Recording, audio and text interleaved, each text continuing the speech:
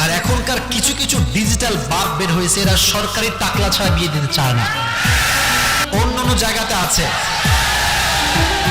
এখানেও আছে। ইন্না লিল্লাহ, আমার কোনো দোষ নাই ভাই, তোমরাই বলছো, আমার কোনো দোষ নাই। আসলে দেখেন, যদি আপনি সরকারি চাকরিজীবী দেখে বিয়ে দেন, কোনো সমস্যা আমার নাই, কোনো আপত্তি আমার নাই। কিন্তু যেই মেয়েটার বয়স মাত্র 16-17, এর সঙ্গে 45 বছর বুড়িরা কখনো যায় না, যায় না, যায় না, এটা যায় না। হতে পারে মেয়েটা বিশাল বড় বাড়ি পাবে, বিশাল বড় গাড়ি পাবে, খোদা কি কসম সুখ খুঁজে পাবে না।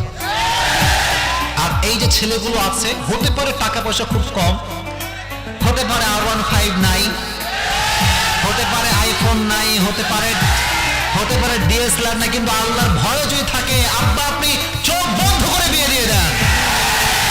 কারণ যার হৃদয়ে আল্লাহর ভয় আছে, থামো, এত জোশ না, যার হৃদয়ে আল্লাহর ভয় আছে সে জীবনে যাই করুক আর তাই করুক, বউকে কষ্ট দিবে না। আর সরকারি ভাববে কি ভাববে জানেন, यार ये तो पैसे के लिए आई है, ये चला जाएगा तो क्या हुआ, एक और आ जाएगी। টাকার খেলা, খেলাটা কিসের খেলা? টাকায় পড়া যাবে না, গুণ দেখবো একটা, গুণটার নাম কি? আল্লাহ আমাদেরকে মুত্তাকি মেয়ে পাওয়ার তৌফিক দান করুক, প্রণামে মাশাআল্লাহ। তাহলে বিয়ের ক্ষেত্রে একটা গুণ দেখবো, গুণটার নাম কি?